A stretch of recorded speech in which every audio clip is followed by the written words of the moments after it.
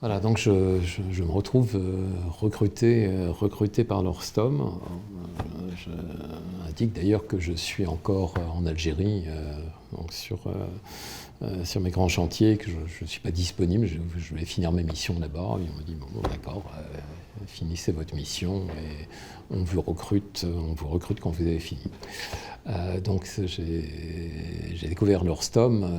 L'Orstom, qui était quand même une institution de recherche coloniale au départ, et qui donc en 83-84 était en pleine mutation.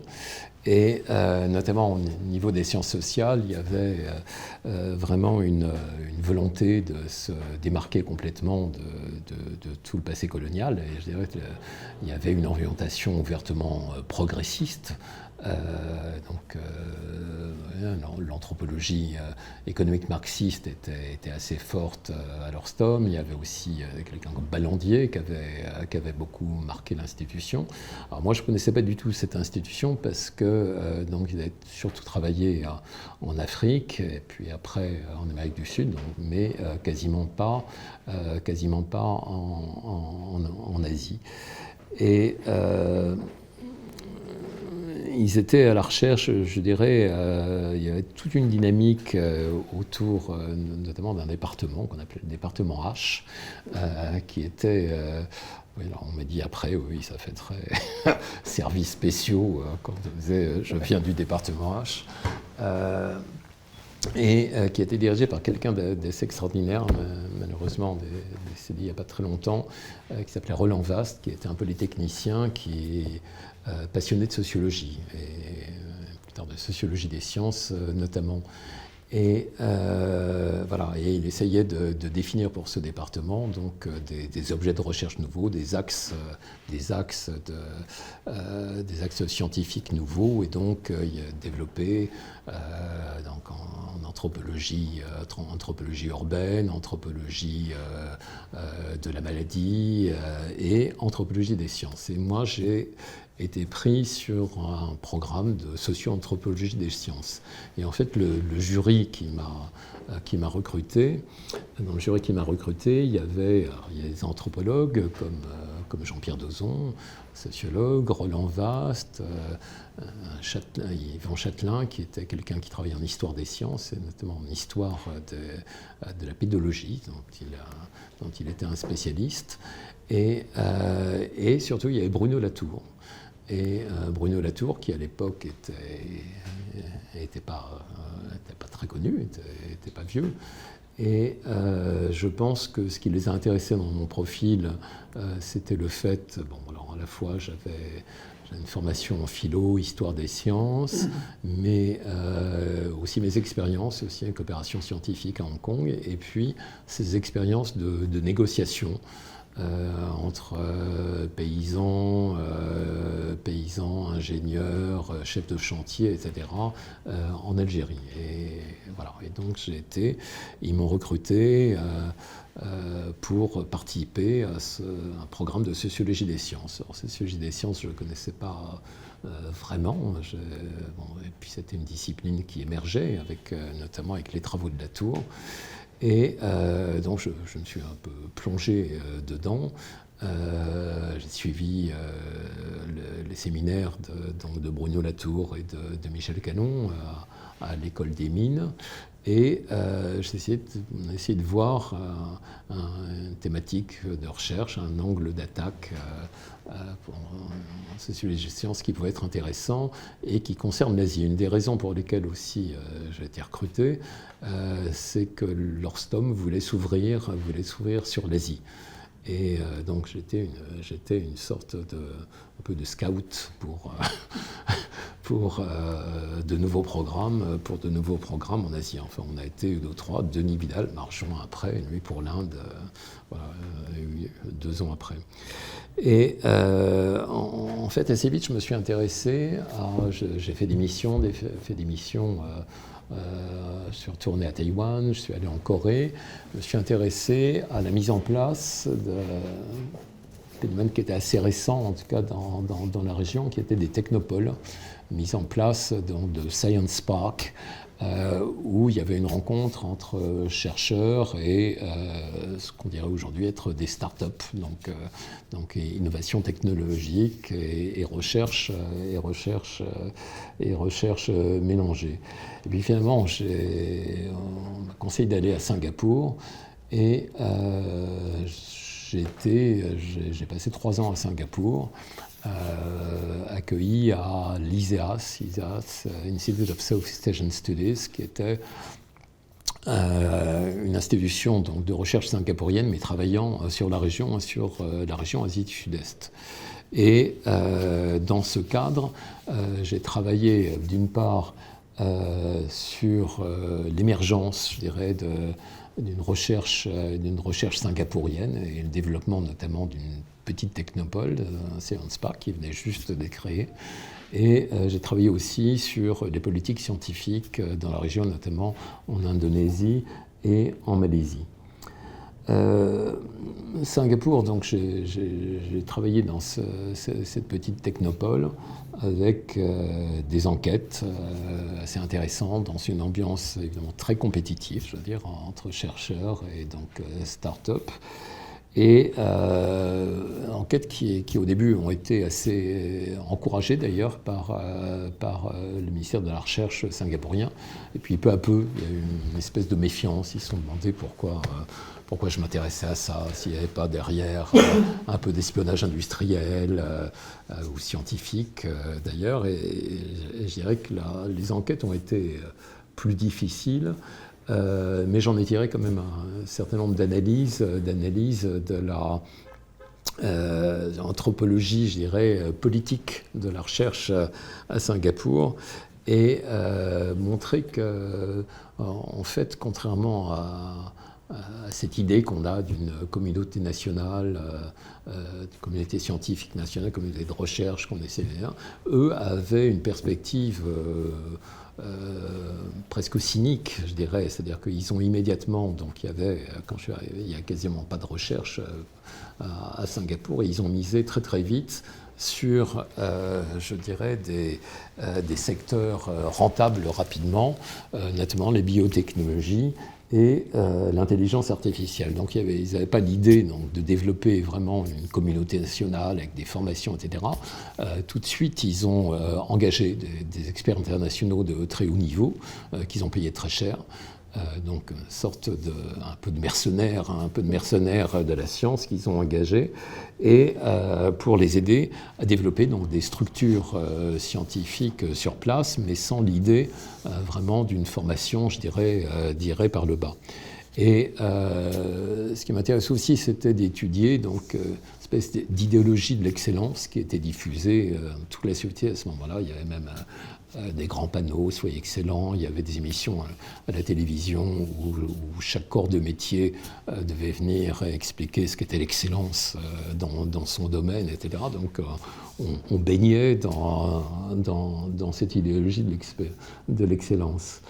Et finalement, ça a relativement fonctionné parce qu'aujourd'hui, Singapour est reconnu comme une sorte de place forte de la recherche en Asie, mais donc c'était un modèle complètement différent, je dirais, des modèles traditionnels qu'on connaissait en Occident, et modèles qui nous apparaissent, je dirais, avec le recul assez cynique, enfin vraiment. J'ai mené aussi, depuis Singapour, plusieurs autres enquêtes, notamment en Indonésie et en Malaisie. En Indonésie, j'ai travaillé aussi dans une sorte de technopole, université technologique assez connue en Indonésie, qui était à Bandung. On travaillait justement sur sur les orientations avec les chercheurs, et aussi sur des programmes de coopération scientifique internationaux entre des ingénieurs agronomes occidentaux et puis des paysans qui visaient justement à essayer de faire évoluer certains modes de production, modes de production agricole, particulièrement travaillé donc à Sumatra, parmi des populations de paysans qu'on appelait les Batak Toba, à côté du lac Toba, à Sumatra. Voilà, et ça a été là aussi donc, étudier les négociations entre politiques, ingénieurs, paysans. Voilà, c'est ce qui a été tout à fait intéressant. Alors ça a donné lieu à des articles sur Singapour, et puis aussi des gros rapports auxquels j'ai collaboré, notamment pour le CDE et pour l'UNESCO. Mais en même temps, Singapour, donc j'étais à l'ISEAS, qui n'est pas dans l'université, mais qui est très lié à l'université. On m'a demandé de donner des cours d'initiation à la sociologie des sciences. Donc voilà, donc c'était pour moi des connaissances assez récentes, mais le fait de devoir les enseigner fait que je m'y suis intéressé encore plus. Et j'ai eu la chance de rencontrer aussi des collègues qui étaient tout à fait intéressants à l'Université de Singapour, qui travaillaient, des spécialistes de l'Asie du Sud-Est, notamment quelqu'un qui s'appelle Geoffrey Benjamin, et qui travaillait sur les orang asli, c'est-à-dire population de nomades forestiers en Malaisie, et aussi Roxana Watterson qui travaillait sur des habitats comparés de populations de minorités ethniques voilà, dans la région, surtout dans l'archipel, Indonésie, Malaisie. Et je veux dire, ça m'a développé aussi un intérêt de plus en plus grand pour les îles du Sud-Est. Donc d'une certaine façon, c'est à ce moment-là que j'ai basculé je dirais, du domaine chinois vers les îles du Sud-Est, Singapour étant quand même une ville largement chinoise, donc il y avait une sorte de transition qui s'est faite à ce moment-là. J'avais beaucoup voyagé dans la région d'ailleurs, parce qu'en plus j'avais donc une espèce de responsabilité régionale pour l'Orstom d'aider à monter des projets nouveaux en sciences sociales. Et donc à cette époque j'ai pu aller en Thaïlande, au Vietnam, j'ai même allé en Birmanie, donc j'ai découvert un peu cette région que je connaissais mal. Puis je suis rentré en France après donc presque 3 ans passés dans la région. Je suis rentré en 89 dans le cadre de mon équipe de sociologie des sciences. On m'a suggéré d'aller faire des évaluations de programmes scientifiques aux Antilles. Donc j'ai passé un certain temps entre la Martinique, la Guadeloupe, à évaluer des programmes de recherche. En fait, c'était l'époque où le ministère de la coopération disparaissait, était repris par les affaires étrangères, et tous les projets de recherche qui étaient financés par la coopération étaient pris en charge par le ministère de la Recherche, qui voulait savoir si ça valait le coup de continuer à les financer ou pas. Donc il y avait une grosse évaluation sur tous ces projets, notamment dans ce qu'on appelle les dom-tom, donc les territoires d'outre-mer. Voilà, on a trouvé ça intéressant, mais la Tour, depuis, avait un peu quitté l'équipe, était partie vers d'autres recherches, d'autres domaines. Voilà, et l'équipe se dirigeait de plus en plus vers ce type d'évaluation, de programmes scientifiques, etc. Et là encore, je me suis dit que je n'avais pas envie de faire ça.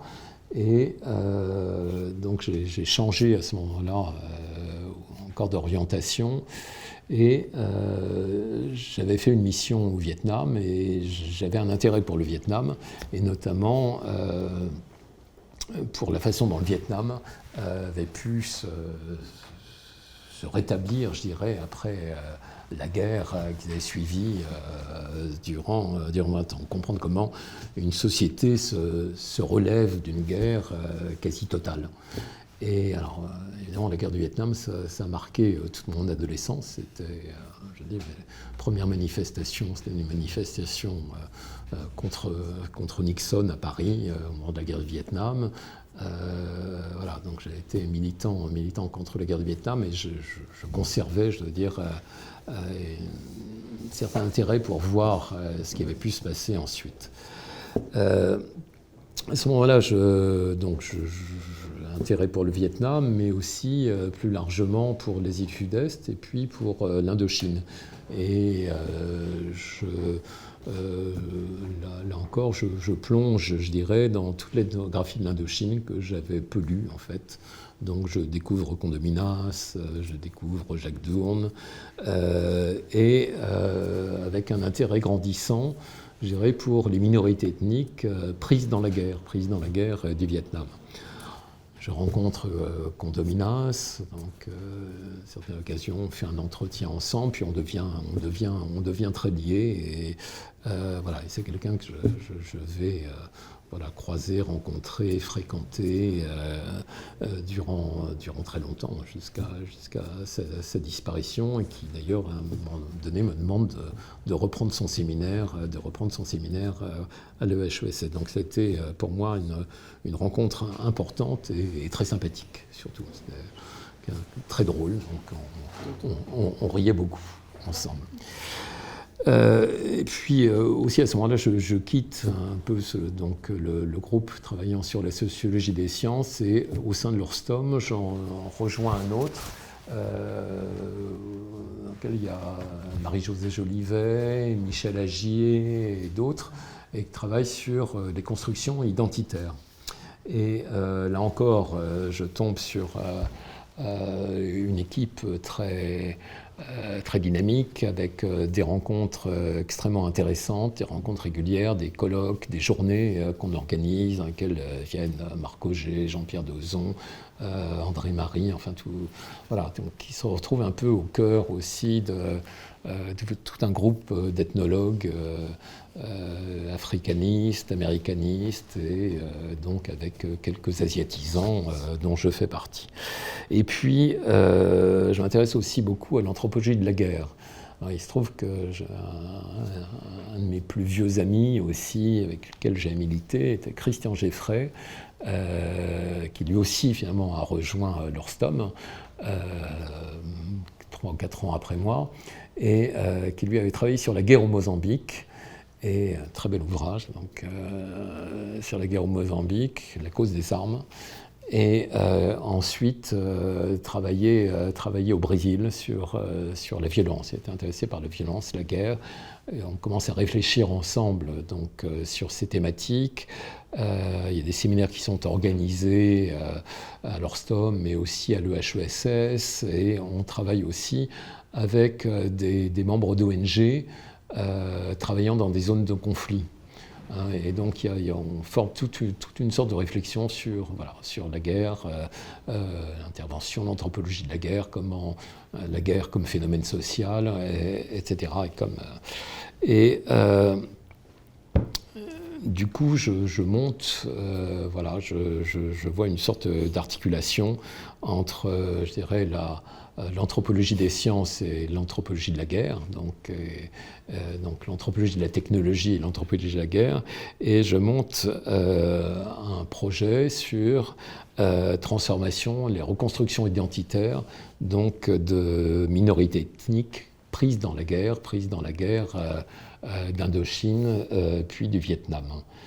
Et je fais pour ça une première mission sur les hauts plateaux du Vietnam, et puis là encore je me heurte, je dirais, à des conditions de terrain assez difficiles. Ça me rappelle un peu la Chine. Je me retrouve avec toujours 5-6 personnes autour de moi qui vérifient mes questions. Il n'est pas question de dormir dans un village, d'y rester. À chaque fois, on dort, on retourne dans le chef-lieu district à côté, etc. Je me dis que, ce sont des terrains qui sont quand même très difficiles. Et puis, à travers ce groupe de travail qu'on a constitué, donc il y avait des gens d'ONG, il y a des gens de Médecins sans frontières, de MSF, et qui m'approchent pour me dire qu'ils montent une mission dans le sud du Laos, donc à Saravan, et qu'on leur demande notamment de travailler alors sur l'hôpital régional est là, mais aussi sur des groupes de minorités ethniques dans la chaîne Anémiti qui sont retrouvés au milieu des conflits durant la guerre du Vietnam et dont on ne sait pas très bien voilà, comment ils se portent, qu'est-ce qu'ils deviennent, quand ils sont un peu oubliés après la guerre. Et eux me disent, on a essayé de se renseigner sur ces groupes, mais finalement il y a extrêmement peu de choses. Et ce serait bien on serait content d'avoir un ethnologue qui puisse travailler avec nous. Et donc je vais faire des missions avec MSF au Laos, à partir de 1990, donc d'abord des missions annuelles, et puis à partir de 1993, je vais m'installer au Laos, où je vais rester 7 ans.